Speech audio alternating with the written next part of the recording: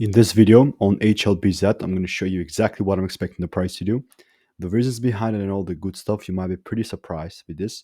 So just by looking at the weekly chart, we can see that it actually has gone around 15.17%. It's really not that, like, it's not the past week out there, but still the weekly chart has the weekly high hasn't still broken. I love the ranges like on the 3-day chart and whatnot. So let's go 3-day. Bam. 3-day chart, beautiful break.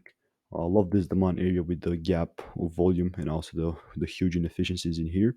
And my genuine predictions right now is as follows, which is a pretty bold prediction still. Okay, we are coming from a huge downtrend.